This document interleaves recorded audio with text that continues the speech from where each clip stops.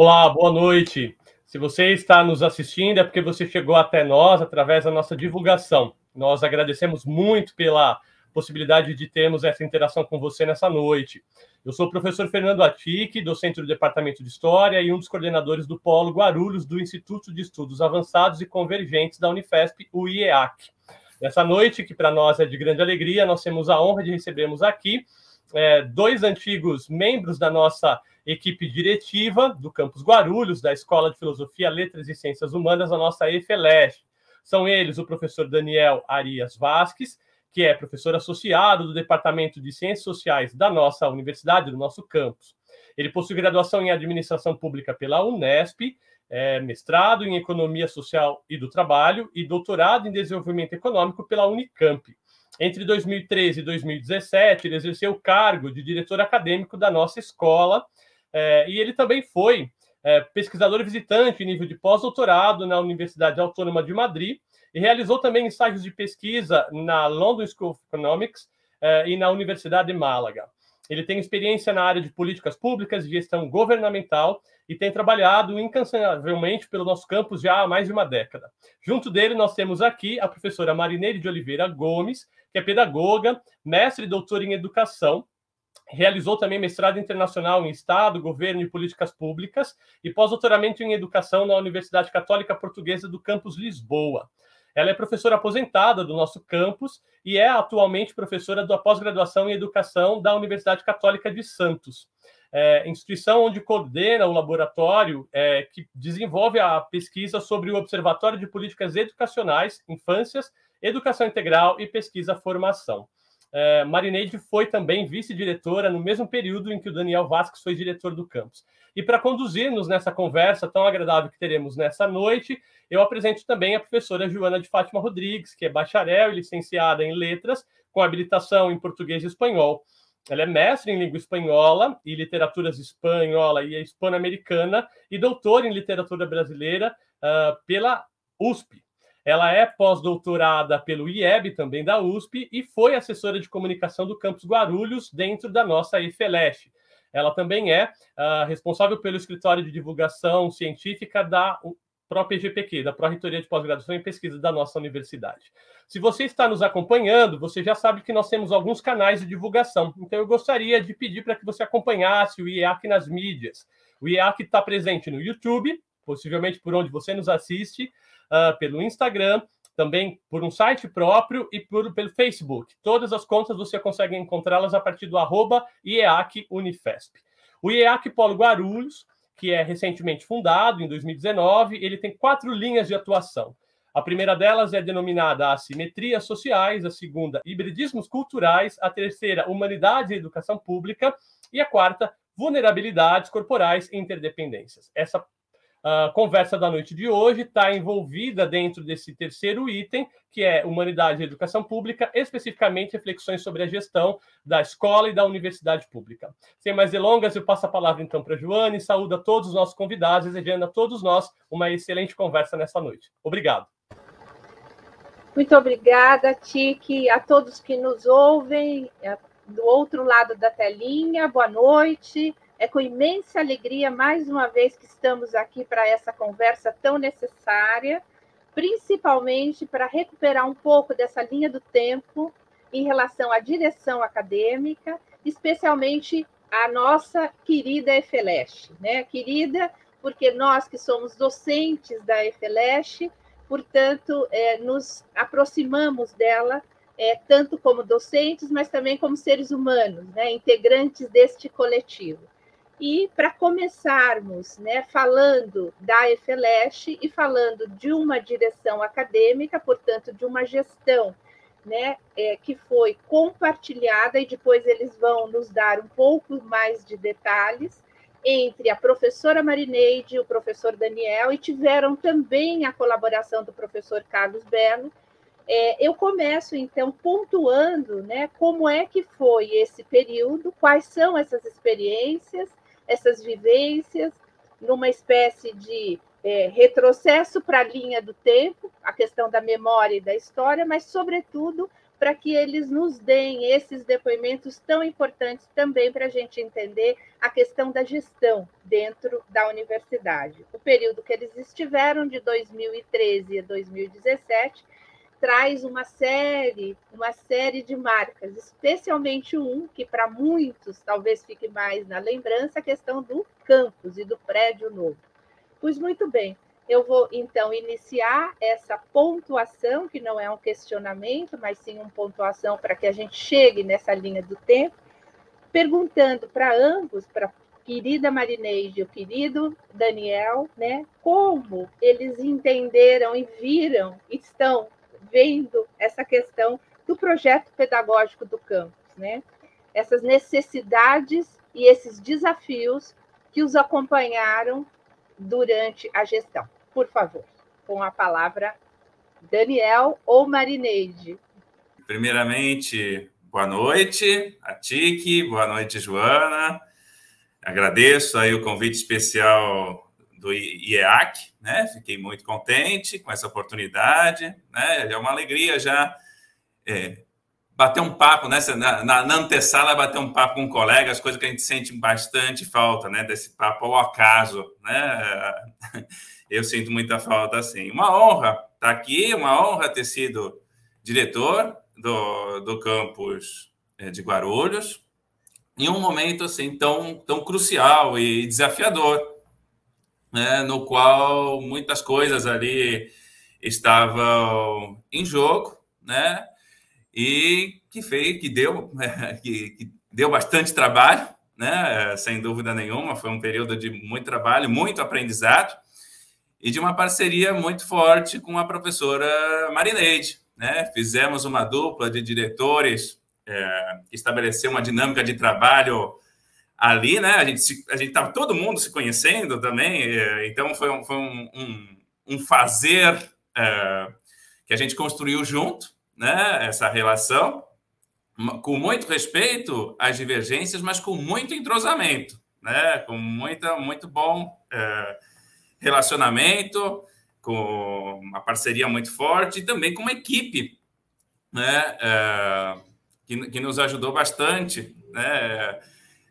Muita gente que apoiou esse projeto. Enfim, eu vou ter a oportunidade de falar. Algumas pessoas eu não vou poder deixar de citar, mesmo correndo o risco de cometer injustiças. Mas essa parceria com a Marineide, eu vou começar com ela, porque tem esse reconhecimento até hoje, viu, Marineide? Que a Marineide aposentou, né? Então, quando as pessoas encontram, falam, pô, você e a Marineide trabalharam bastante, você e a Marineide sofreram bastante. É verdade, né? É verdade também. Mas eu digo, para mim, só ficaram as coisas boas, as boas recordações, aquela satisfação de poder ter dado uma contribuição, né? E a sensação de uma missão cumprida, né? Eu acho que, para começar, é importante a gente pontuar que assumimos a gestão do campus em um momento difícil, né, da nossa história institucional, né? Não vou fazer aqui, não cabe fazer uma avaliação de anos anteriores,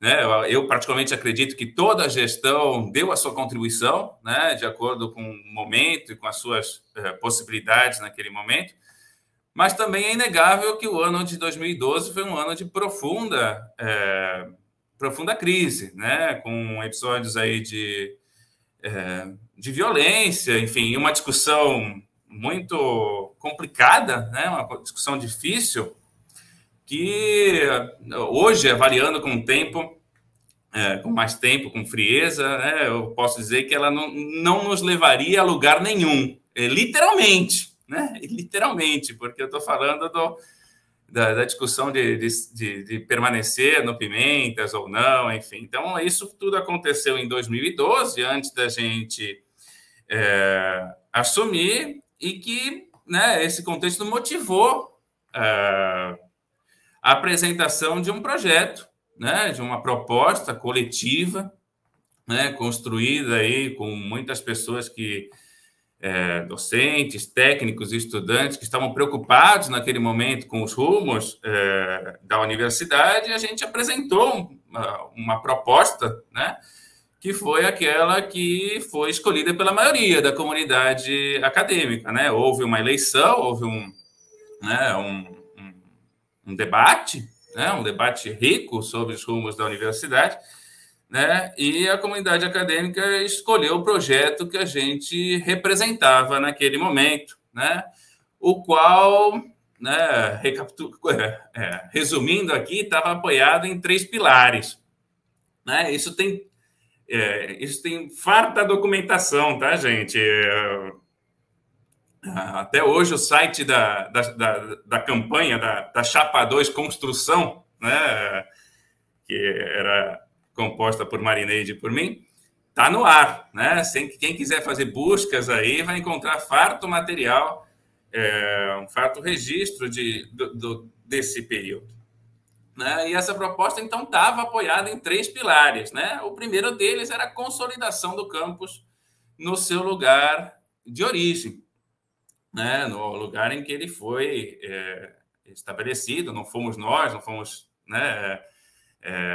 Foi em 2006, mas era o lugar que a gente já tinha criado os vínculos, já tinha criado uma relação e que tinha algo concreto, né? Também literalmente, para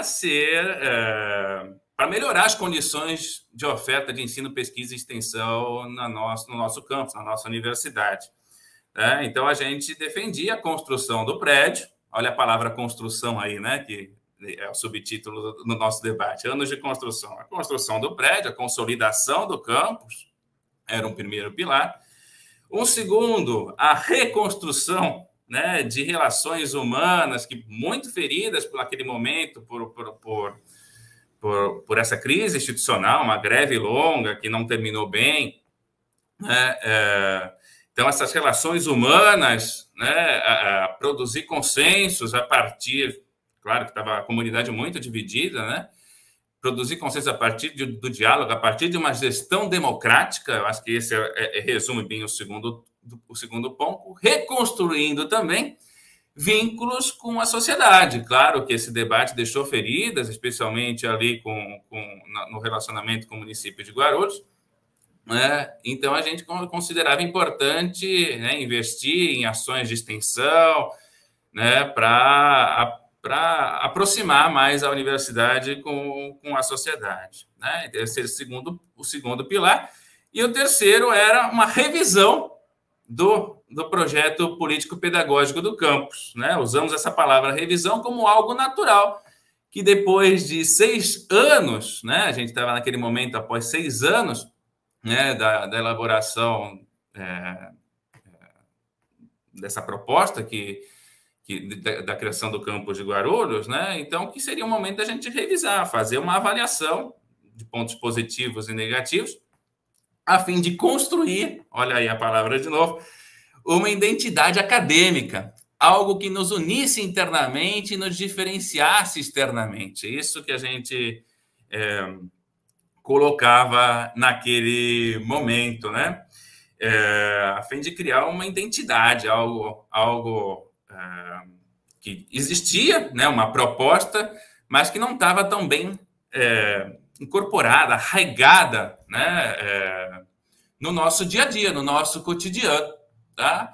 Então, esses eram os 3 pilares, né? Que eu acho que a gente, quando eu recebi a proposta do IEAC sobre, né, os objetivos de participar desse debate, né, e os pontos que eles gostariam de tratar aqui, eu achei que tinha bastante a ver com o que a gente apresentou naquele momento e com os resultados que foram possíveis e outros que não, né, outros objetivos que não foram concretizados, que a gente vai poder discutir aqui com calma, tá? Mas eu vou parar um pouquinho para passar a bola para a Marineide complementar e saudar aí quem nos assiste.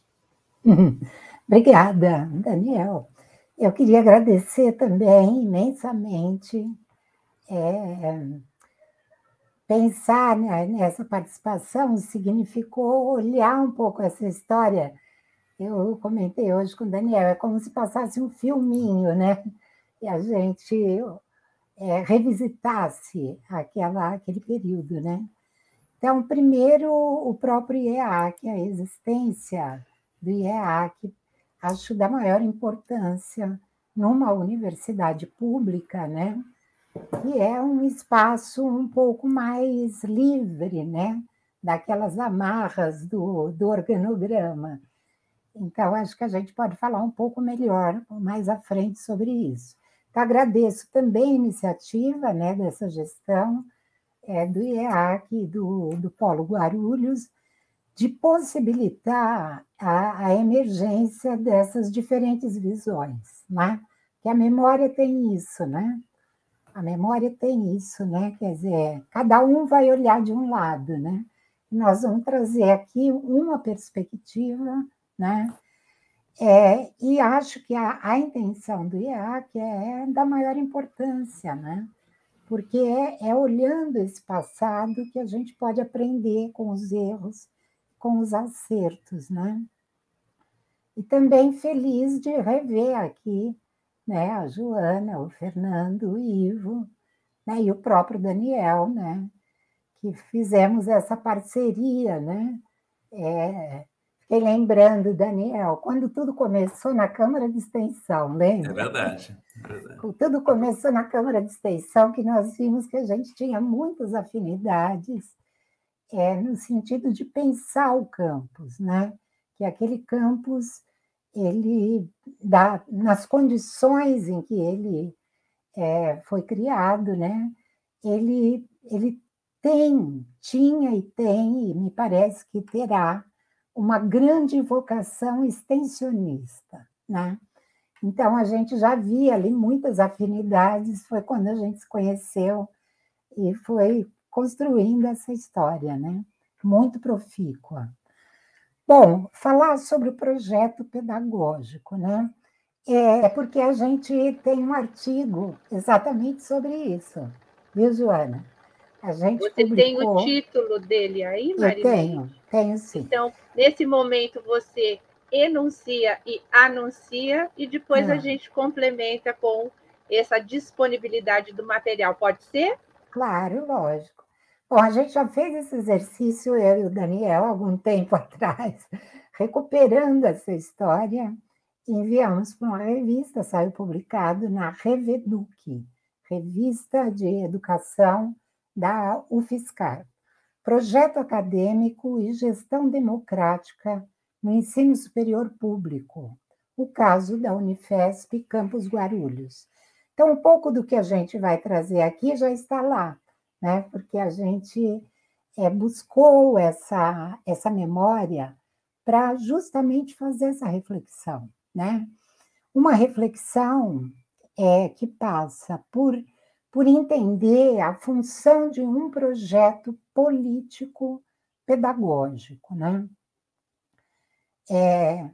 Que não é qualquer projeto, é um projeto democrático.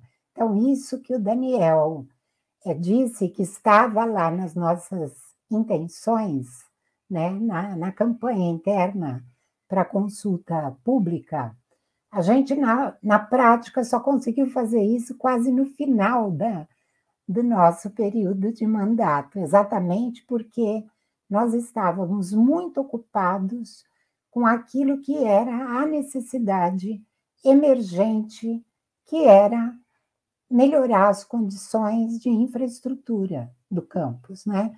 Todos lembram, né, que o campus Guarulhos ele nasce de uma política pública do governo federal, que em 2006, no caso de Guarulhos, né, antes propôs, né, para as universidades a expansão, algumas aderiram, outras não, a maioria aderiu, e a Unifesp fez a opção por multicamp, né, por ser uma universidade temática, né? Então, os campi revelariam as áreas de conhecimento, né? Outras universidades fizeram outras opções.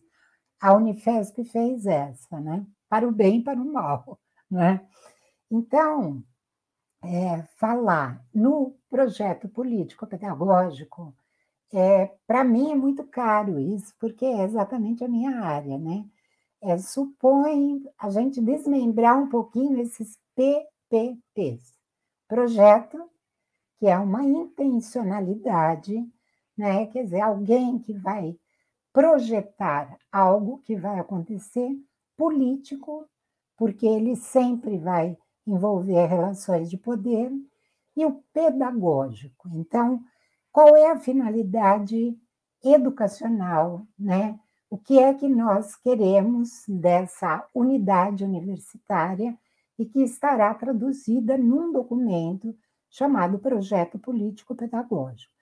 Então, quando nós assumimos, nós tivemos conhecimento, porque até então a gente não tinha conhecimento, de que havia uma proposta pedagógica do campus, uma proposta escrita, né, viabilizada pelos primeiros gestores do campus, e que nós vimos ali a necessidade de provocar internamente um debate para exatamente fazer isso que o Daniel disse, para revisar, para revisitar, até porque ele foi pensado lá no início, e a gente já tinha ali 6, 7 anos, né?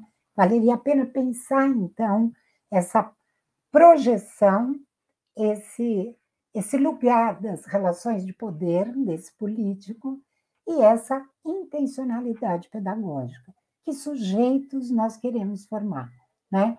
Tanto em nível de graduação como de pós-graduação. Bom, e nessa circunstância que nós assumimos, e com essa perspectiva de engendrar possibilidades democráticas, nós identificamos uma ausência ou uma baixa participação, principalmente dos professores. Então, aquilo que a gente pensava que deveria ser a mola mestra, né, dessa revisão do projeto pedagógico, a gente não conseguiu muitos frutos, né? Quando a gente conseguiu fazer isso, que é depois de resolvida a parte mais difícil da infraestrutura, que significou, inicialmente, ter que sair do campus do Pimentas, né, daquela localização, alugar uma unidade provisória no centro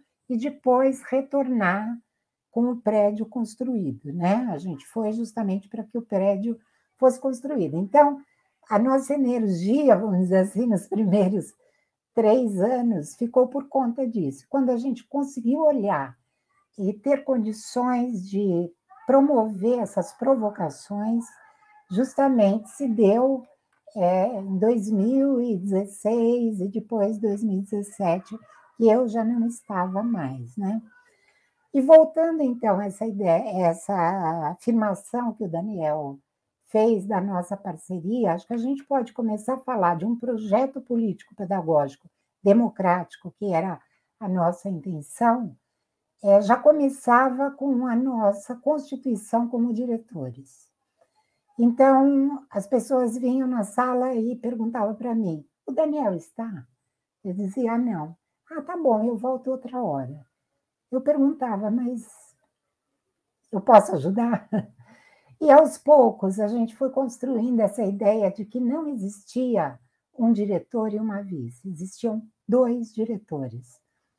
E, aos poucos, as pessoas escreviam um e-mail dizendo, cara Daniel, cara Marineide, mesmo quando eram temas mais afetos ao Daniel ou mais afetos à Marineide. O que eu quero dizer com isso é que nós, já na gestão, nós construímos aquilo que a gente gostaria que acontecesse no campus, exatamente um trabalho colaborativo e colegiado, mas não o colegiado dos órgãos colegiados. Essa perspectiva de pensar o campus, né, na sua totalidade, mas, ao mesmo tempo, na sua diversidade. Então, o projeto pedagógico inicial tinha algumas especificidades que nós gostaríamos de discutir. Por exemplo, os domínios conexos, né? Então, no início, a obrigatoriedade da disciplina de filosofia geral e de leitura e interpretação de textos filosóficos, e depois uma disciplina de língua estrangeira. Aos poucos, isso foi se modificando.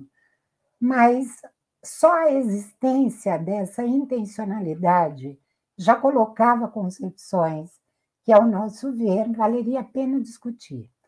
Então, nós promovemos, falaremos depois um pouquinho melhor sobre isso, mas ao final da gestão, os colóquios de humanidades, exatamente para fazer isso, para revisitar a proposta pedagógica, repensar as práticas, né? E pensar convergências, né?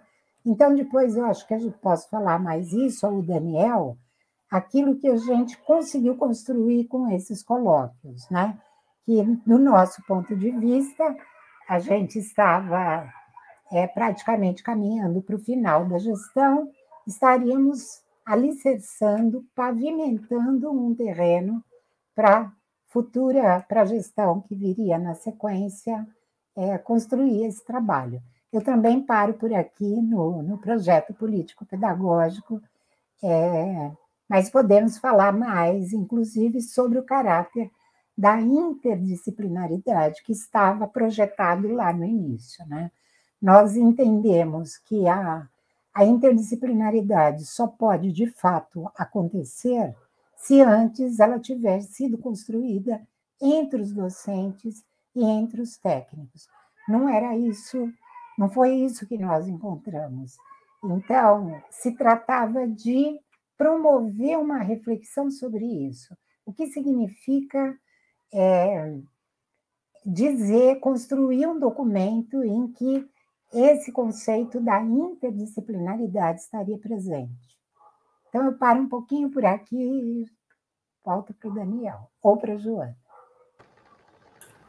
Excelentes progressões de memória, de registros, né? Para quem vai acompanhando essa linha, composta por memórias e por depoimentos tão importantes, só para que a gente deixe um pouquinho claro para quem nos assiste, eu acho que é um momento, de maneira breve, completar, né, Daniel e Marineide, dentro da gestão de vocês, essa singularidade desta terceira pessoa, né, que foi um período pequeno, no sentido temporal, mas intensivo, da participação do professor Carlos Belo. E depois, em seguida, a gente retoma a partir da interdisciplinaridade, por exemplo. O que vocês acham? Eu acho ótima a oportunidade, viu, Joana, de você falar do Carlos, né? Antes do Carlos, eu olhei aqui o chat do YouTube e vi aí a presença da professora Conceição O'Hara, né? Então, a querida Conceição, um beijo para você, né? Que deu a sua contribuição com muito afeto, né? Com muito afeto naquele período. Ela assume o campus. Quando eu estava falando da crise de 2012, precisou de uma professora de outro campus, né? A professora Conceição, que assumiu a direção acadêmica pro tempore, né? E foi ela quem realizou essa transição durante o período eleitoral e nos passou o cargo, né? E deu a sua contribuição, né? Com a marca dela, né? Que é, sem dúvida nenhuma, o trabalho e o afeto. E também o Carlos Belo, um parceiro de todo momento, Joana, né? De todo momento, o Carlos acompanhou aí toda a gestão. Inicialmente, quando a gente não tinha essa figura do assessor, inicialmente, e depois foi criado, e o Carlos primeiro a ocupar essa função na nossa gestão. E depois, com a aposentadoria da professora Marineide, ele assume a vice-direção e também fizemos uma parceria bastante profícua, né? E assim, completando, né? Uma coisa puxa a outra, enfim. Eu acho que se vocês não controlarem a gente aí, esse webinar vai estourar o tempo, né? Mas o projeto político-pedagógico é importante, a Marineide trouxe em linhas gerais, né? Então, tinha ali uma ideia original dos domínios conexos de filosofia, domínios conexos fixos, né? Então, 2 domínios de leitura e interpretação de textos clássicos e de filosofia geral no segundo semestre. E também no projeto original, os domínios de língua estrangeira, né? E nas licenciaturas, duas UCs, né, de formação de professores ofertados pelo Departamento de Educação, né? Agora, isso ele vai com o tempo, além dos domínios conexos livres, que cada curso tinha, né? Não sei se todos ainda têm. Isso estava presente, existia um documento escrito em linhas gerais, né? Mas a gente não, o nosso entendimento é de que isso não estava incorporado no nosso DNA. Não era do conhecimento do docente que prestava concurso no campus de Guarulhos, na FLeste, o seu projeto político-pedagógico. O projeto político-pedagógico não trazia uma política de formação de professores, quando 5 cursos formam professores, né? O projeto político-pedagógico não apresentava o vínculo com o entorno do campus, né? Ele poderia estar em qualquer lugar. Então, tinha pontos positivos, claro, né? Mas ele não estava suficiente incorporado para nos dar essa identidade, né? E tanto é que ele vai se perdendo ao longo do tempo, né? Primeiro cai, acho que as disciplinas da educação, né? E os cursos assumem, cada um à sua maneira, a formação de professores, né? Enfim, eu acho que poderia se criar uma sinergia, né? A experiência exitosa da residência pedagógica, pioneira no Brasil, não foi transmitida, assim, não foi considerada nas outras licenciaturas, né? Por exemplo, né? Então, isso vai se perdendo. Primeiro essas disciplinas de educação, depois as disciplinas de línguas, né, que dá origem ao Departamento de Letras. O curso de Letras e de História da Arte foram criados num segundo momento, 2 anos depois. Né? Isso também se perde. E, mais recentemente, né, depois da nossa gestão, isso antes, né, antes da gente assumir, e depois, agora, os domínios conexos fixos de filosofia também não estão mais presentes. Sem que tenha havido um debate do que colocar no lugar, né? Os cursos assumiram isso, cada um à sua maneira, né? Cursos, sem dúvida nenhuma, de qualidade, viu? Nós temos cursos de qualidade, professores altamente qualificados, né? Isso é preciso deixar claro para os nossos alunos, para quem nos assiste, enfim, acho que esse documento é histórico, né? Então, ele pode ser assistido daqui a algum tempo, né? Mas ele vai se perdendo sem a gente discutir o que pôr no lugar, né? Nós não tivemos sucesso, é preciso reconhecer, nesse objetivo de de construir, né, esse projeto político-pedagógico arraigado, né? No lugar disso, nós conseguimos debates ali e produzir ações mais pontuais que eu acho que merecem a pena a gente destacar aqui, né? Como o debate sobre os cursos, sobre as ABIs, né? Nós introduzimos aí, em parceria forte com a reitoria, a Pró-Reitoria de Administração, de Graduação, perdão, um debate sobre a necessidade. É uma necessidade legal, inclusive, a gente ter a separação dos cursos de bacharelado e licenciatura, com ingressos claros em cada um deles, com períodos claros em que cada um deles era cursado, né? Isso também foi uma discussão difícil de ser feita, em especial em alguns cursos, né? A gente conseguiu, nos colóquios, produzir o que a gente chamou naquele momento de temas convergentes, né? Que abriria a possibilidade de se pensar em trilhas formativas, direitos humanos, relações étnico-raciais, né? A própria formação de professores poderia, né, abrir possibilidades que, a partir dos cursos, acho que essa foi uma estratégia que a gente percebeu que seria mais exitosa e que eu ainda acredito nela, que a partir dos cursos a gente organize, saiba o que tem e que a gente saiba que tem uma disciplina de relações étnico-raciais na história, nas ciências sociais, de história da África, da arte também no continente africano. E isso tentar produzir algo organizado em que os alunos saibam que ali se produz conhecimento sobre isso. Né? A mesma coisa, direitos humanos, enfim. Esse debate foi feito e eu acredito que deixamos documentado também um caminho, contratamos professores nessa linha. A última contratação de professores teve a perspectiva interdisciplinar, com a sociologia da educação sendo ofertada para todos os cursos a partir do Departamento de Ciências Sociais, com desigualdades étnico-raciais a partir de uma contratação para o Departamento de Educação e contratando professores para retomar a oferta de letras, né? Que, né, a ideia era ser ofertada regularmente também, foi contratado professores para isso. Então, acho que foi um avanço ali também. Fizemos chamadas, né, a partir da base, né? Era preciso, com 240 professores, né? Era muito diferente. Olha só, acho que vale a pena citar o exemplo aí do curso do campus da Baixada Santista, que tinha um projeto pedagógico arraigado, que os professores eram contratados e assumiam cadeiras nos eixos, enfim. Né? Não sei se é melhor ou pior que o nosso, mas existia, de fato, algo que norteava. Né?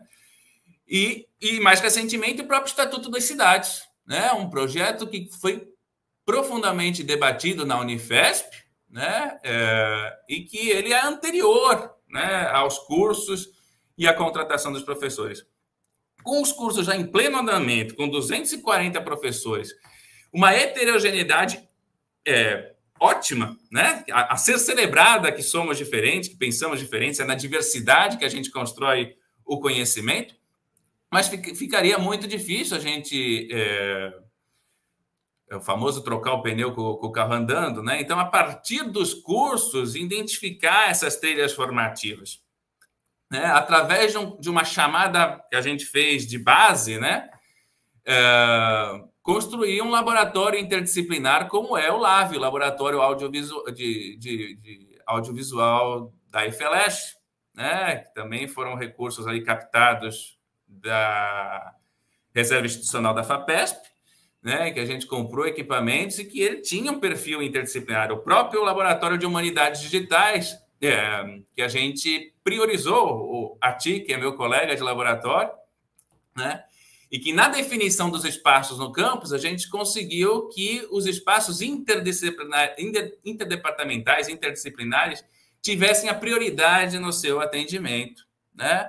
Então, foram ações mais pontuais, que não foram de ter um projeto político-pedagógico, acho que a gente não conseguiu isso até hoje, ao contrário, né? Ele vai perdendo aquelas ideias originais, mas que eu acho que é um caminho possível, que foi possível naquele momento e que é possível a gente retomar, né? Para pensar em uma marca, né? Uma cara para os nossos cursos, um sentido, né? Em que a gente se diferencie. Olha, por que fazer ciências sociais no campus de Guarulhos da Unifesp, pedagogia, letras? O que tem de diferente ali? O que eu encontro além de cursos de ótima qualidade, com corpo docente qualificado, com alunos engajados, né? E um quadro de técnicos bastante dedicados, né? Aproveito a menção aos técnicos e faço referência aí à Janete, que eu também vi no chat, nossa diretora, atual diretora administrativa, né? Ela antecedeu ao Tomás e ao Gilberto, né? Foram grandes parceiros. A Eliane Lino também está presente, um reforço que a gente conquistou para o campus, né? Durante a nossa gestão, veio numa vaga, numa permuta com a reitoria, né? Então, aproveito para mandar um forte abraço a quem eu já localizei por aqui, tá bom? Isso era o que eu queria complementar do projeto político-pedagógico, viu, gente? Que eu achei importante colocar. Posso, Joana, também? Por favor. Continuar um pouquinho. Além dessa discussão de que a gente precisaria qualificar mais ou construir uma compreensão do que seriam essas interfaces, do que seria essa visão interdisciplinar, a ideia era também, de alguma maneira, provocar reflexões a respeito de como essa lógica disciplinar ela não nos ajuda se a gente pensa na formação de um estudante crítico-reflexivo.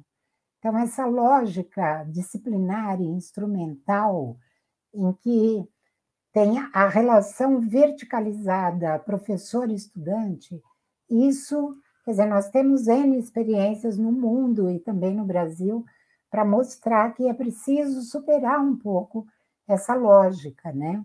Exatamente fazendo esse caminho de compreender essas zonas de interface entre as áreas. Os problemas da sociedade hoje, os problemas das humanidades, eles são complexos. Eles não conseguem ser resolvidos disciplinarmente. Então, essa era a nossa aposta, né?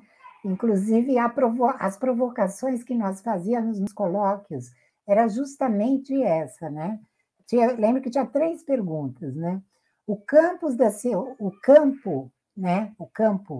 das ciências humanas e a distância entre as áreas de conhecimento e as possibilidades de interfaces, né? Como que nós poderíamos trabalhar com isso?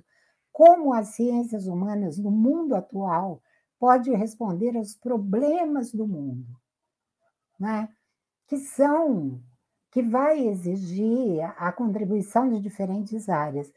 Como empreender novas atitudes para compreender, produzir e difundir conhecimentos na sociedade atual. Lembrando que essa ideia da sociedade do conhecimento, ela é uma construção neoliberal, né? Porque conhecimento é muito mais do que informação, né? E às vezes a gente fica naquele patamar da informação. Então, informação é um nível, conhecimento é conseguir trabalhar com as informações, o que com a nossa juventude nós temos muita dificuldade, porque são os nativos digitais, são aqueles com muita dificuldade de ler um textão, né? Porque está tudo muito pronto, né? A geração da imagem. E, em terceiro lugar, a sabedoria, que é usar esse conhecimento para o bem comum. Nós podemos formar ótimos engenheiros e cientistas sociais para pensar o mal para a sociedade e não o bem, né? Então, informação, conhecimento e sabedoria seriam esses 3 pontos aí importantes para a gente pensar a formação desse egresso, né? A formação também na pesquisa, né? Na pós-graduação, e a pesquisa também não está só na pós-graduação. Mas, só terminando essa ideia dos colóquios, e que o Daniel falou aí dessas convergências no âmbito do ensino, eu queria falar da pesquisa e da extensão, porque nós nunca dissociamos, nós sempre tentávamos trabalhar essa tríade, né? Então, na pesquisa, a ideia era fortalecer os grupos de pesquisa como células de produção de conhecimento e o avanço de pesquisas coletivas, né? Articulando graduação com pós-graduação. Na extensão, que eu comecei falando da extensão, né? Era o lugar que nós entendíamos que nós teríamos uma contribuição inequívoca, né? Que é empreender ações mais institucionalizadas e integradas, com editais internos, né? Que pudessem trazer diferentes equipes, né? De intercursos, né? Para projetos ou programas de extensão, né? Preparação para aquela meta 12.7 do Plano Nacional da Educação, que é os 10% das atividades de extensão no currículo, né? Evitando aquela história de que tem que colocar extensão porque tem que responder à lei, né? Mas que a extensão deveria sim fazer parte da formação, tanto do estudante de graduação como do estudante de pós-graduação. era isso para a gente terminar um pouquinho, ou fechar a ideia do projeto, que eu acho que abre muitas janelas para a gente pensar os outros pontos. Sem dúvida nenhuma, é um ponto que todos nós temos aqui convergente, que é um ponto que merece muito, né, de discussão, de crítica, de reflexão, do ontem, do futuro, do atual, mas fica aqui também, né, uma provocação para próximas discussões e complementos, mas a gente não tem todo o tempo, então nós vamos nos encaminhando, pegando aqui um link, né, ou um gancho, para ver se vocês concordam, de falar, né, que diante desse cenário em que o foco, como vocês acabaram de dizer, está na fala de vocês no projeto, né, nessa grandiosidade que significa isso, essas condições internas, né, das quais Daniel já citou, né, de materiais, essas condições de materiais, o que foi possível, o que não foi, condições técnicas,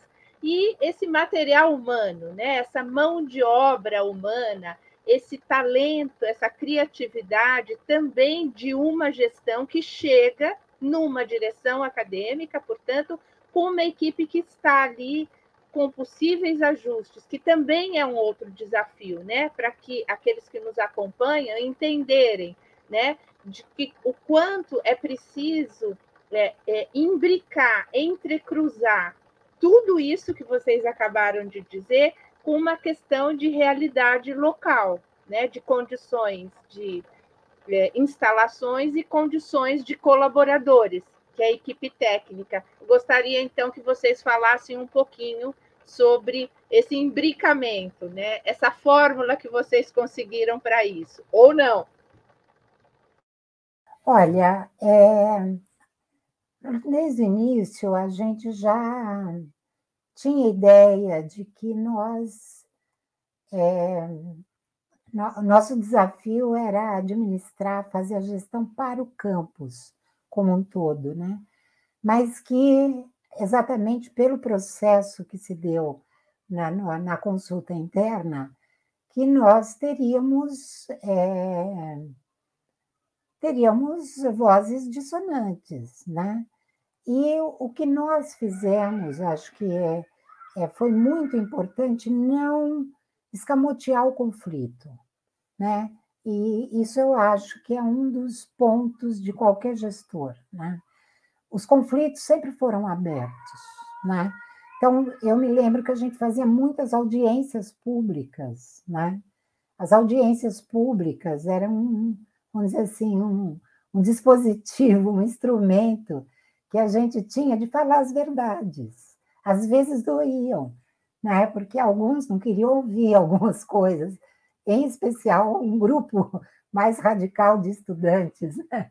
Então, às vezes, a gente era interpelado, né? Em reuniões de congregação, tinha que parar a reunião, né? Então, todos certos constrangimentos que a gente foi aprendendo a lidar, né? Com o próprio movimento estudantil, né? E, aos poucos, a gente foi também trabalhando essa ideia de que ali era um lugar de que todos tinha lugar para todos, né? Deveria ser um lugar realmente inclusivo, né? Deveria ser um lugar para todos. Agora, tinha projetos em disputa. Então, quem está na gestão não tem muito jeito. Quem está na gestão tem um lado. Não há neutralidade. Quem está na gestão coloca aquilo que ele acredita, o seu grupo acredita, e vai construindo coletivamente essas possibilidades de implementação. Então, eu diria que a gente se colocou já de início nessa possibilidade aí, ainda numa grande discussão de um grupo de docentes que considerava que aquele campus não oferecia as melhores condições para um campus de ciências humanas, né? E nós éramos de um outro grupo que achávamos que num país desigual e diverso, em que a educação básica já foi tardia em comparação a outros países da América Latina, né? A Argentina, por exemplo, universalizou a educação básica no início do século XX, já estava universalizada. Nós fomos ensaiar a universalização na década de 70, na educação básica. O ensino superior, até hoje, nós temos 80% de oferta privada e menos de 20% de oferta pública. Então, é uma opção política do governo federal de interiorizar, de colocar as universidades novas nesses locais, significou um grande desafio para todo mundo. Era acreditar que aquela população tinha direito a uma educação de qualidade.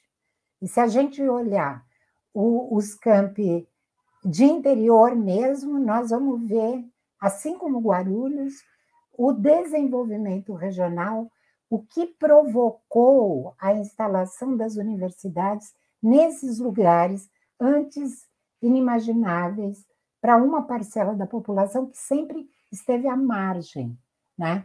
Então, dificuldades, Joana, a gente teve inúmeras, né? Mas nós fizemos, acho, sempre uma canja com um pé de frango, né? Era o que a gente tinha e a gente fazia aquilo que a gente tinha. Primeiro, cuidando da infraestrutura, né? Então, a necessidade maior era a necessidade da infraestrutura. E resolvido parcialmente o problema da infraestrutura, quer dizer, a gente não descuidou do pedagógico desde o começo, como o Daniel falou, a própria discussão do ingresso, das áreas básicas de ingresso, não só foi uma necessidade por orientação legal, é que era, de fato, um grande problema. O estudante entrava num curso e saía com 2 diplomas. Então, na verdade, ele ocupava 2 vagas, né? Então, a gente foi estudar isso com apoio da Pró-Reitoria de Graduação e conseguiu, junto com os coordenadores de curso, chegar a uma perspectiva viável para a época, né? Em especial para a formação de professores na época, que passava por mudanças nas suas diretrizes curriculares. Daniel. Muito bem. Importante isso que a Marinete falou, e assim, eu particularmente acredito hoje com muita clareza de que o conflito, né, que existia, né, tinha como um pano de fundo real, né, as condições precárias que a gente tinha naquele momento, né? Então, os estudantes tinham razão ao reivindicar, né? Eu prefiro um movimento estudantil ativo, combativo, do que algo, né, que não faça valer a sua voz. A gente deu bastante voz, sim, né? Foram parceiros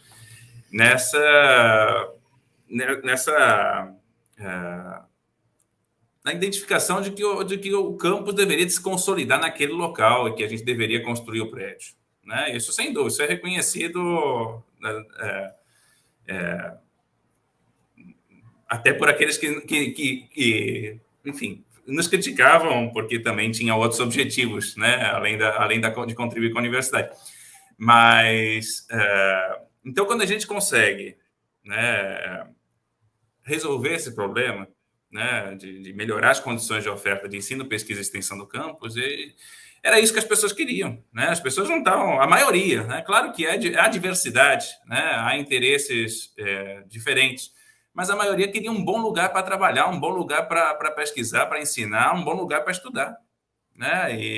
Então, quando a gente resolve isso, eu acho que um nó é desatado e muitos dos conflitos, né, que em casa que falta pão, todo mundo briga e ninguém tem razão. Então, quando a gente consegue avançar, né, na infraestrutura, eu acho que esses conflitos, naturalmente, eles, né, diminuem.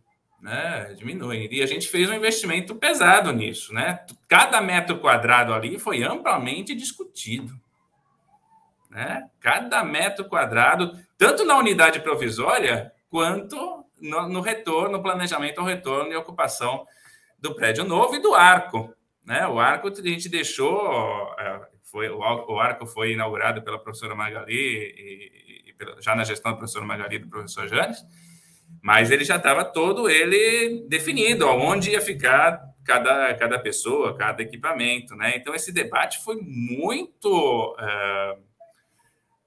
Claro que há um desgaste. Né? Se tem coisa que dá desgaste é metro quadrado e vaga na universidade. Isso aí dá sempre debate. Né? Então, discutir cada metro quadrado 2 vezes, na ida e na volta... Né? Não foi algo fácil, mas a gente conseguiu criar uma pactuação. Ali vou destacar o Pedro Rosseto, né? O Nivaldo. O Nivaldo segurou aquelas pontas naquela unidade provisória, só que ali tinha muitos problemas. Né? Aquela unidade provisória, um prédio antigo, era um prédio que não servia para uma universidade. Né? Embora em metro quadrado ele representou naquele momento um ganho em relação ao arco, que a gente só tinha o arco naquele momento. Então, a gente foi para um lugar em que a gente já conseguiu acomodar o que tinha e ainda acomodar outras coisas. E na volta nem se fala, então. Né? Avançou muito, isso é inegável também, as condições de infraestrutura do campus. Mas não é só o concreto, não é só o espaço, é toda a discussão, todo o investimento, né? Um esforço grande que a gente fez de recuperar os vínculos com o território, né, com o entorno, a preparação do entorno. Então, participamos de conselhos comunitários, fizemos uma parceria forte com a União de Moradores, fomos ao bairro da Granja Aliana, ali discutir a ampliação da rua Noraldino, acho que é dos Santos, né, que passaria por uma parte do campus. A gente aprovou na congregação a sessão para a abertura dessa rua de um trechinho, um ângulozinho ninguém nem conhece esse espaço, que ele fica lá no fundo do campus, né? Então a gente fez ali relações, investiu muito, tivemos ajuda bastante forte é preciso citar, do ex-prefeito Eloy Petar, né, que discretamente, sem ocupar cargo nenhum, nos ajudava com as relações comunitárias ali. Enfim, na prefeitura também, com muita dificuldade, porque a gente era novo ali na cidade. A presença da universidade pública na cidade era uma coisa recente, eles não lidavam com a gente antes, então era preciso compreender os dois lados. Né? Mas avançamos, conseguimos um acordo de cooperação com a prefeitura, que estava vencido quando a gente assumiu. O primeiro acordo foi de 2006 a 2011, 5 anos. E a gente assume em 2013 sem acordo de cooperação, negocia. Em 2015, a gente assina um novo acordo com validade de 5 anos até 2020 também. Tá? Mudamos a política de transporte do campus. Né? Investimos ali em várias reuniões com a MTU, hein, Marilene? Lembra das reuniões com a MTU, com o apoio forte da professora Soraya, né, que nos acompanhou, que fez as negociações políticas ali também com a MTU, e as linhas de ônibus diretas, né, que a gente semi-expressas, que a gente também conquistou, trazendo ganhos para o bairro também, porque antes a gente tinha um modelo de transporte corporativo, vamos colocar assim, que só servia à comunidade acadêmica, que era insustentável. Foi uma solução paliativa, mas do ponto de vista de uma política pública, que é a minha área, né, é uma coisa difícil de defender, ainda mais quando se criou o passe livre, né, quando os estudantes conquistaram também com o movimento estudantil o passe livre, que não era do jeito que o movimento reivindicava, mas que é, sem dúvida, uma conquista dos estudantes. Então, a gente teve que rever isso. É claro que isso provocou conflitos também, né? O transporte que a gente tinha naquela época era confortável, vamos colocar assim, e bastante utilizado, só que era extremamente caro e ele não se caracterizava com uma política de transporte público que atendia não só a universidade, mas como todo o campus, né? Então, foram questões ali, para serem desatados, né? Que depois acho que tranquilizou, né? Que depois de resolvido, isso tornou o caminho mais pavimentado, como a Marineide comentou, tá bom? Marineide, nessa sequência... Desculpe, Daniel, volte. Não, é só dos recursos que você perguntou, né, Joana? Os recursos orçamentários decaindo, né? E as despesas do campus aumentando, né? Porque a gente precisava consolidar um campus novo. E como é que a gente ajustava isso? Né? A gente tinha duas grandes despesas. Tá? Então, quando precisou fazer corte, porque a universidade sofreu, o orçamento da universidade sofreu corte, a gente conseguiu ter duas variáveis de ajuste. Né? A primeira, o transporte. Era 1/3 do campus o transporte, 1/3 do campus o aluguel e 1/3 para todas as outras coisas do orçamento do campus. Então, a primeira variável de ajuste foi o transporte, quando em 2015 se criou o passe livre, enfim, ainda na unidade provisória. Tá? Tiramos a Ponte Orca. Isso, o antigo era a Ponte Orca. Né? Era esse o modelo de transporte que vigia à época, que representava 1/3 do orçamento do campus, né? igual ao aluguel da unidade provisória. Que depois a gente, com o campus pronto e a gente percebendo a urgência orçamentária também, né? Conseguimos entregar o prédio assim que o novo prédio ficou pronto, e também foi outro alívio orçamentário que permitiu o espaço para que a gente consolidasse alguns contratos, né? Janete incansável nisso aí também, né? Para que a gente consolidasse e ocupasse bem o novo campus. Mas enfrentar essas duas coisas não foram fáceis, né? Com o transporte, obviamente, diretamente com os estudantes, que tinham as suas razões, não tiro as suas razões, mas a gente também tinha razões do ponto de vista de gestão e do ponto de vista da política pública para também mudar a política. E também com o aluguel, com o proprietário, porque era a nossa variável de ajuste. Se tivesse que atrasar alguma coisa, era o aluguel. Né? A gente preservava o pagamento dos trabalhadores, né? Teve vários campos vários campi da Unifesp tiveram problema nessa época com contratos de terceiros, e a gente preferia atrasar e negociar o aluguel, que também nunca nos cobrou multa, sempre compreendeu, e a gente depois também conseguia ajustar com as dificuldades aí também o pagamento. Então, foi mais ou menos assim que a gente levou a gestão orçamentária, que você perguntou isso, e também conseguimos ampliar as condições de infraestrutura do campus. Não sei se Marineide ainda quer complementar em relação a esse tópico, porque é um tópico marcante na história, né? Porque é uma situação completamente ímpar, como vocês bem relataram aqui. Não sei se tem algo para a gente já pensando nos encaminhamentos para os nossos finalmente aqui, para a gente tentar ajustar e ajeitar, né? Muitos dos tópicos mais detalhados, outros menos. Não sei se Marineide quer... Tá bom. Não. Então, está bem. Então, agora, para a gente pensando, né, nessa finalização da nossa conversa aqui, que é extremamente enriquecedora, porque trabalha com tantos aspectos, né? Infelizmente, alguns continuam, o corte das verbas das universidades continuam sendo um ponto candente para tantas discussões, para esta realidade. Mas pensando, então, que vocês agora já não estão mais diretores, com essa expertise, né, vivenciada, como é que vocês olham para o futuro do campus Guarulhos? Né? Vocês já se distanciaram, sem dúvida nenhuma. Daniel continua lá como professor, Marineide não mais, né? Porque, afinal de contas, também o trabalho e o tempo de trabalho, né, Marineide, também tem o seu tempo. Mas gostaria, então, de ouvi-los em relação a esse futuro, olhando para o futuro da EFELESH. Posso? Eu anotei aqui um monte de coisa para falar, mas o tempo é curto, né? A gente tem que priorizar. Então, eu queria falar desse caráter extensionista, né? Dessa vocação extensionista do campus, que não são palavras ao vento, né? Essa ideia do território, né? Que o Milton Santos nos ajuda a compreender, que é esse lugar mais a identidade, né? Então, quando a gente chegou ali, né?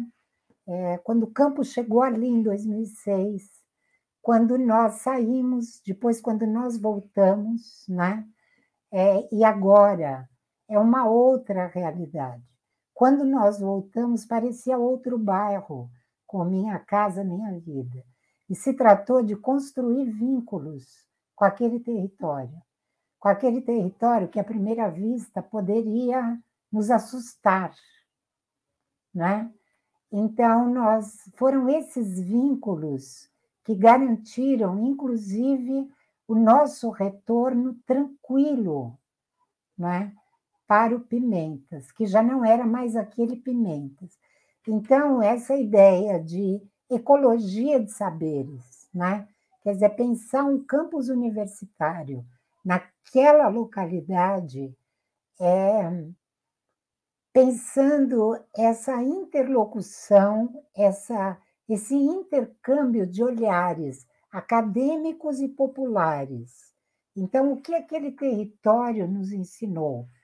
Ensinou muito. Eu subi e desci aquele morro muitas vezes, né, para conversar com aquelas lideranças, né, e sempre com o apoio do ex-prefeito Eloy Pietá e também com o prefeito Sebastião, na época, dentro dos limites que existiam, mas é preciso salientar o compromisso político com o Campus Guarulhos do ex-prefeito Eloy Pietá, né? Foram muitas vezes que ele foi com a gente ali, apresentou lideranças, depois nós fizemos cursos, né, para essas lideranças. Esses cursos, inclusive, foi objeto de prêmio, né, na Câmara Municipal, né, Daniel? Posteriormente. Então, o que eu diria é que seria muito importante que a EFELESH, o Campus Guarulhos, não perdesse essa relação com o território. Com o Paulo Freire, quando se exilou, né, um dos livros que ele escreveu no exílio chama-se Extensão ou Comunicação, porque essa ideia de extensão universitária, em que a universidade leva a um conhecimento como se o outro não soubesse, ele contrapunha a ideia da comunicação de saberes. Então, há um intercâmbio entre saberes acadêmicos e saberes populares. Então, o que o Boaventura Santos chama de ecologia de saberes, e foi um pouco o que nos guiou ali nesse trabalho com o território. O futuro do campus. Quem está na direção, como eu disse, de alguma maneira, sempre tem um lado, mas quem está lá tem um papel mediador tanto do ponto de vista externo como do ponto de vista interno. E num país como o nosso, absolutamente desigual, um dos países mais desiguais do mundo, a grande contribuição das ciências humanas é justamente zelar pelo direito à educação e contribuir com a compreensão dessa condição que nós vivemos para que nós tenhamos um dia uma sociedade menos injusta e mais igualitária. E eu tenho ficado feliz porque eu encontro os egressos do Campus Guarulhos empregados, muito bem empregados, fazendo a diferença nos seus campos profissionais, né? Então, isso significa a qualidade do trabalho que a FLESH vem fazendo. Um outro ponto é promover o exercício democrático, é isso que a gente tentou fazer todo o tempo, né? Que é provocar as pessoas para saírem um pouco daquele lugar, às vezes bastante corporativista, né? E ver a totalidade. Existe uma totalidade ali que o campus e a universidade pública precisa responder. Os problemas complexos da sociedade precisam de soluções também complexas, que não vão ser resolvidos de forma corporativista. Ao contrário, de forma colaborativa e solidária, né? E o investimento é uma outra grande vocação do Campus Guarulhos, que a gente falou pouco aqui, mas que é imprescindível pensar, é a formação de professores. Então, essa experiência da residência pedagógica, que capilarizou, né, em muitas escolas públicas do município e do estado, e que virou hoje política pública no município de Guarulhos, é da maior importância. Tanto que o governo federal hoje tem um programa de residência pedagógica, né? Um programa indutor de política. Então, é muito importante a gente pensar hoje, olhando pelo retrovisor, essa contribuição regional, local e regional do Campus Guarulhos, com toda essa história, né? E que vocês têm uma contribuição importantíssima ao recuperar essas memórias e promover esses testemunhos históricos, né? Então, eu agradeço muito essa possibilidade. Muito obrigada, Marineide. A gente vai tecendo esses fiozinhos da memória e passo a palavra, então, para o Daniel, né, que vai nos ajudar com mais alguns fios para a gente ir tecendo, sempre no gerúndio, não é? Muito bem, Joana, obrigado. Vou complementar o que a Marineide falou, né? Então, vou tentar destacar o que ela não destacou. Concordo com o que ela apontou, né? A extensão, a formação de professores.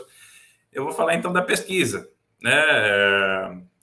Um estudo, né? Isso também está no site do campus, né? Na parte da direção acadêmica, está ali já registrado os estudos que a gente fez na época. A gente tem ali estudo sobre ingresso, estudo sobre egresso, sobre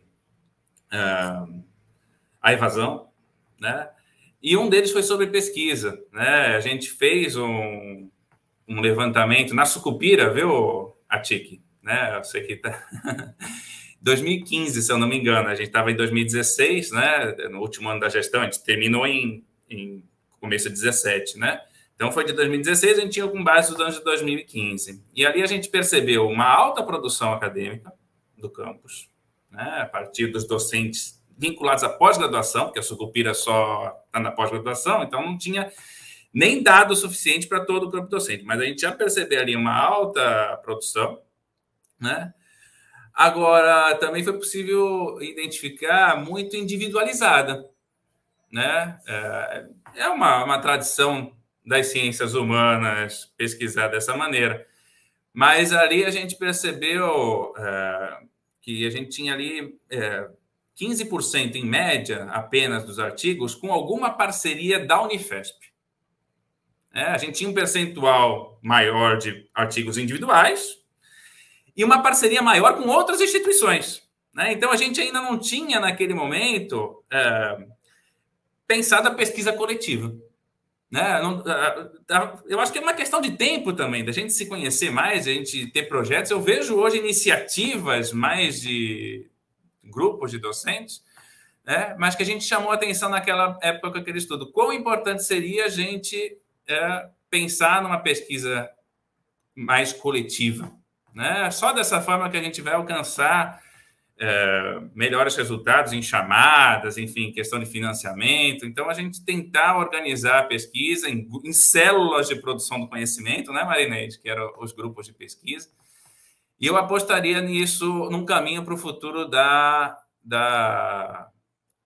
EFELESH, né? Um estreitamento de relações, a gente conseguir produzir mais parceria entre nós. Né? Alguma coisa existe, já existia à época, né? Eu lembro que tinha uma diferença muito grande. O curso de educação, naquela época, já tinha um percentual bem maior de parceria entre colegas da Unifesp. Acho que era em torno de 40%, mas outras áreas, acho que filosofia, ciências sociais mesmo, eram 5%, uma fatia muito pequena. Então, eu apostaria nesse caminho, né? E a outra é os nossos egressos. Sempre nas formaturas eu falava, vocês saem da Unifesp nesse momento, mas a Unifesp não sai de vocês, né? Então, vocês levam o nome da Unifesp, né? E a gente, acho que com o tempo, né? Enfim, a gente tem 10 anos de primeira turma formada, acho que foi em 2011, né? Formou em 2010, graduou em 2011. Então, ainda não deu tempo da gente formar muitos doutores, se for na pesquisa acadêmica, né? De consolidar uma carreira profissional. A gente tem destaques, né? A professora Magali, que também, né, deixa uma saudação, que ela já também se manifestou nos comentários aqui, falou que a Rua Nora Aldino avançou, né? Já tem iluminação, tem algum calçamento, que é um grande avanço pelo que era um terreno baldio e de riscos, né? De consumo de drogas, enfim, era algo problemático que a gente acho que conseguiu lidar. Mas os egressos vão levar esse nome, então é uma questão de tempo da gente se estabelecer relações, né? E ter os egressos, né? Futuramente, ter professores que a gente formou, alunos que a gente formou retornando como professores. Isso certamente vai aumentar as nossas identidades, enfim, vai dar outros olhares que eu acho que contribuirão bastante, né? A gente é uma universidade nova. Enquanto as universidades no mundo contam o seu tempo em séculos, a gente está debutando, né? A gente vai fazer 15 anos. Vamos para o nosso baile de debutantes aqui. Então, o tempo vai nos fortalecer. A gente tem um grupo muito bom, né? O reúne rapidamente, né? A gente tinha um estoque de doutores formados no principal estado de produção científica do Brasil, que é o estado de São Paulo. Então, rapidamente, a gente formou um corpo de alta qualidade. A integração, né? Ter lideranças acadêmicas que puxem esses projetos coletivos, né? E os alunos também se inserindo e se destacando, que é um caminho natural. Eu acho que se a gente conseguir aprofundar nisso, a gente vai estar muito mais reconhecido, né? Academicamente e socialmente, nacional e também internacionalmente, tá bom? Essas são as minhas perspectivas, né? Aquilo que eu torço e que eu acredito. Muito bem, então agradecida de novo aos dois, né? Lembrando sempre que o egresso é um ponto de destaque. Atualmente, inclusive na EFELESH, temos lá o nosso observatório, né? Criado e coordenado pela professora Magali Silvestre, da qual eu faço parte também, e que nos honra em olhar para esse egresso, né? E nos honra e nos humaniza para acompanhar como é que eles estão, como Marineide disse, né, desde a gestão, como é que estão os nossos egressos, o que ela nos enche de alegria, dizendo que os quais ela tem encontrado estão bem, né? Estão bem. E assim vamos fazer bastante esforço coletivo, interdisciplinar, para que eles fiquem e voltem, né? Sem dúvida nenhuma. Mas para a gente terminar mesmo, para finalizar, após as considerações finais ou, né, antes um pouquinho, eu gostaria de ouvi-los sobre o IAC, né? Uma palavrinha, então, sobre a existência e a atuação do IAC. Por favor. Eu acredito que o IAC cumpre o papel, né? Essa pergunta a gente já sabia que ia ser feita, viu? Essa a Joana já tinha antecipado, né? Nós já trouxemos uma cola, né, Daniel? Então, deu tempo de refletir um pouquinho melhor. Eu acredito que o IAC pode ser esse estímulo a essa pesquisa coletiva que eu citei antes, de congregar, de reunir, de trazer temas convergentes, não é estudos convergentes também, os cedos convergentes, né? A gente, na época da direção, citamos aqui os temas convergentes, o que o que a gente já tem no campus que poderíamos articular melhor, né, com o que já existe. Então, de estimular essas pesquisas, essas reflexões mais interdisciplinares, de fazer essas chamadas, né? Tem um edital, não sei se... Eu imagino que seria uma excelente contribuição. Um edital, será que acho que a gente tem que começar a pleitear se vai obter ou não financiamento, aprovação, é outra questão, né? Mas se a gente não começar a pleitear esses projetos maiores, mais coletivos, né? Eu acho que a gente não dá o primeiro passo, né? Então, o IAC pode ser, eu imagino, trazendo esses temas convergentes, fazendo esse tipo de reflexão que propôs aqui hoje, né? Da gente pensar a escola como um todo, no caso do Polo Guarulhos, do Polo de Guarulhos, né? E no caso da Unifesp, de trazer esses temas, né? A partir dos campi. Não precisamos criar estruturas centrais na reitoria, né, cátedras e outras coisas, para que a gente faça a pesquisa coletivamente, inclusive envolvendo outros campi, né? E o IAC pode ser esse órgão transversal que pode promover encontros, né, encontros na nossa universidade e no nosso campus, especialmente. Sei lá, o ATIC, o Ivo viram lá um edital, né, voltado a humanidades, vamos tentar identificar as pessoas, chamar para uma conversa. Eu acho que isso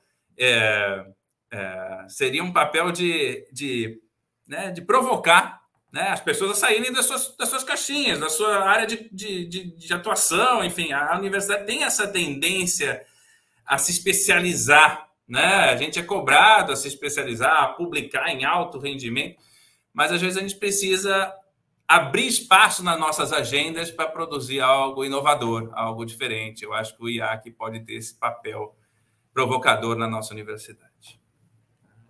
Muitíssimo obrigada. Vamos passar para a Marineide. Eu vou ter uma falinha final ainda, Joana? Sim, vocês terão, tá, após a fala da Marineide sobre o IAC, as considerações finais e as despedidas. Obrigada. A gente se sente num programa de televisão mesmo, né? O Fernando e a Joana, vocês estão muito televisivos. Já podem pleitear um trabalho aí na televisão. Então, eu concordo com o Daniel e volto a dizer dos problemas complexos. Acho que nós, das ciências humanas, né, temos contribuições privilegiadas para dar, no sentido de buscar soluções para problemas complexos, né? E que não vão ser resolvidos, como disse o Daniel, nas caixinhas, nas zonas de conforto dos nossos campos de conhecimento. Então, eu tenho tido ultimamente contato com o IEA da USP, com as cátedras, né? A ideia das cátedras, né? Estive mais perto da cátedra, agora Alfredo Bose, de Educação Básica, né? Em que é a universidade pensando a educação básica, né? A formação de professores e tudo isso. E tem sido uma experiência interessante para pensar a totalidade da universidade, né? Os diferentes campos de conhecimento que podem se debruçar sobre um determinado aspecto e pensar em rede, né? Acho que essa ideia de rede, tanto para pesquisa como para as relações da universidade, acho que ela é bastante rica, né? Para ajudar, né, nessa compreensão de um lugar novo. Se todos os outros lugares da universidade estão carimbados, o IEAC parece que não está carimbado. Então, acho que não estar carimbado abre muitas janelas, muitas possibilidades de pensar mudanças de paradigma. E quando a gente fala em inovar, é mudar paradigma, justamente, é colocar outra coisa no lugar, né? Então, acho que o IEAC pode trazer esse elemento de um não lugar da universidade, por ser novo, pode provocar muita gente, muitas reflexões, né? Muito bom existir o IEAC. E os polos nos campi. Muito bem. Então, agora passamos para Daniel e Marineide para as considerações finais e já nos despedindo. Não, eu acho que eu queria agradecer. A gente fez o dever de casa, né, no sentido de buscar essa memória, né, porque muita coisa também a gente esquece, né, mas acho que o mais relevante nós trouxemos aqui, né, não pensando que nós fizemos o certo, o verdadeiro, mas fizemos o possível, né? E foi assim que nós terminamos o nosso artigo, né? Usando uma expressão da Marilena Chauí, num texto que ela escreveu, logo que ela saiu da Secretaria Municipal de Cultura, em que ela busca o mito fundador, né? Para explicar as políticas culturais, ela vai dizer que alguns dizem que ela foi radical. Então, muitos disseram que nós fomos radicais. E acho que fomos. No sentido de buscar as origens de muitas coisas, né? De ir às raízes para pensar o salto à frente que a gente, ou outros que viessem depois, pudessem dar, né? Como diz o Daniel, fizemos o dever de casa, cumprimos a nossa missão, combatemos o bom combate, como se diz na política. Eu agradeço muito, Fernando, Marcos, que sei que está aí, Joana, Ivo, muito obrigada. Também vou terminar agradecendo a oportunidade, né? Dizer que foi uma alegria, né? Eu tenho a sensação de que a gente cumpriu um papel importante num momento crucial, né? Que a gente teve essas oportunidades também, né? A gestão atual do professor Bruno não vai ter prédio para inaugurar, né? Não, então, aquele momento era crucial, né? E a gente apresentou uma proposta naquele momento em que a maioria da comunidade acadêmica escolheu, né? De que esse seria o caminho para consolidar a nossa universidade. Eu acho que a gente tem frutos, né? A gente conseguiu entregar aquilo que a gente tinha se proposto a fazer, pelo menos uma parte, né? Não tudo, nunca é possível alcançar tudo, mas uma parte, né? Hoje, andando pelo campus, eu sempre digo, fico os bons momentos, eu adoro andar por ali, as pessoas, né? E percebo, quando as pessoas conversam, né? De que ela, assim, quem nos apoiou, isso eu acho que é importante, né? Um bom balanço de gestão. Quem nos apoiou desde o início, né? Ninguém chegou para a gente, né? E falou, olha, me arrependi, né? Não deveria ter feito isso. Não, a gente manteve esse apoio, né? Pessoas que não votaram, não estavam naquele momento inicial com a gente, falaram, olha, reconhecemos. E outras não. E acho que isso mostra coerência, né? Também seria estranho a gente trocar de apoios, né? Começar e terminar de um jeito. Acho que mostrou uma coerência com o programa que a gente apresentou. Mas ficou sem dúvida de todo o trabalho e todas as angústias da gestão, ficaram as alegrias, né? Ficaram as alegrias. E quero citar 3 delas, 3 momentos muito alegres que a gente viveu, né?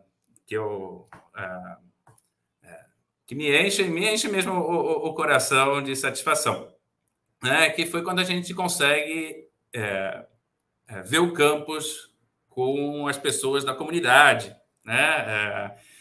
O Dia Aberto, né? A gente não citou o Dia Aberto aqui, mas foi a primeira edição do Dia Aberto em 2016, né, com 600 estudantes de escola pública, toda uma preparação com as escolas da diretoria sul, de ensino sul, Guarulhos Sul, né, uma preparação junto com a Câmara de Graduação, junto com os cursos sempre no dia aberto se dedicam, né, e os estudantes que estão ali se sentem respeitados, né, sentem que a universidade se preparou para recebê-los, e é emocionante, sem dúvida, esse momento. Quem não teve a oportunidade de participar de um dia aberto, estudantes, professores e técnicos que nos ouvem, participem, né? A gente vê que o resultado que a gente deixa é também para gerações que vêm, né?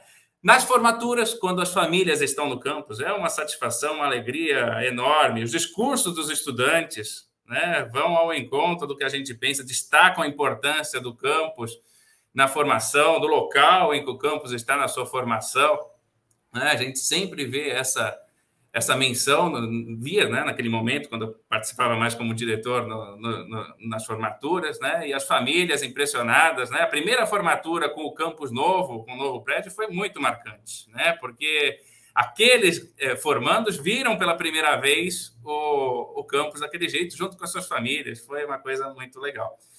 E outro momento fortíssimo, né, foi a inauguração do campus novo, né, com o movimento social, com todos os cursinhos, com os cursinhos comunitários que lutaram para ter uma universidade pública em Guarulhos, que não tinha antes, né? Ali naquele momento, as autoridades, enfim, foi uma grande festa. Eu já participei de algumas inaugurações naquele momento, né? Mas igual aquela inauguração, com aquela carga emocional, eu não vi. Então, são esses momentos que me enchem de satisfação, as relações com as pessoas que a gente construiu, com os colegas, com os técnicos, com os estudantes, enfim, ando no campus muito satisfeito e né, com essa sensação gratificante de que, né, pudemos contribuir e cumprimos uma missão ali, um papel, né? É isso. Obrigado aí pela oportunidade de rememorar, né? E agradeço aí ao IAAC pela iniciativa. Um abraço para vocês. Excelentes contribuições para as memórias, para as histórias, né? Para recuperar um pouco dessa trajetória tão importante das ciências humanas nessa periferia, e as construções, os laços, né, que continuam no gerúndio também e que vão olhar para o futuro e com as quais a gente aprende, reaprende. Deixo aqui o meu muito obrigado a todos que nos acompanharam desse outro lado da telinha, esperando que em muito breve a gente volte a se ver pessoalmente, mas que também esse momento é um momento importante de reencontro. E passo a palavra final para o meu caro companheiro Fernando Atic, né, que tem os arremates finais, anunciando, inclusive, o próximo encontro. Muitíssimo obrigada a todos e todas. Muito obrigado, Joana. Eu quero agradecer muitíssimo a presença aqui dos nossos diretores, né, o Daniel e a Marineide, que teceram para nós hoje as memórias da construção, né? A chapa deles tinha esse nome e hoje é muito gratificante podermos analisar com um curto espaço de tempo o quanto já foi possível ter de transformação, né? Eu acho que uma vida transformada é uma vida que consegue reconhecer a trajetória, o legado e até mesmo as encruzilhadas que, de certa maneira, foram se apresentando e que, com galhardia, legaram esse campus que nós temos hoje. Então, em nome do IEAC, eu saúdo a disponibilidade de vocês dois em terem ficado conosco aqui e ao companheirismo da Joana, que tem sido imprescindível, né, dentro do seu profissionalismo, para esses registros que estamos fazendo. Na próxima semana, nós temos mais uma edição dessa jornada rumo ao passado da construção do nosso campus, em que nós vamos ouvir o professor Marcos César de Freitas, que foi diretor também, ainda antes da organização da escola, quando se era apenas Campus Guarulhos. Então, é uma história também importante para compreendermos vários capítulos que antecederam aí esse adolescente de 15 anos que o Daniel hoje bem lembrou, que está prestes a debutar. Peço para que assistam também e compartilhem. Esse vídeo vai ficar editado brevemente e também disponível no canal, assim como o vídeo da semana passada, e é bom que nós compartilhemos, então distribuam também entre suas redes para que nós possamos fazer a nossa escola conhecida. Estamos num momento crucial, inclusive de vestibular, é legal as pessoas saberem que a nossa escola teve um projeto para se constituir e está aí pronta para receber tantos outros estudantes nesse novo período em 2022. Então, com essas palavras, eu me despeço de todos, agradeço também a pilotagem aqui da Gabriela Costa, que foi imprescindível, e nós nos vemos semana que vem. Boa noite para todo mundo.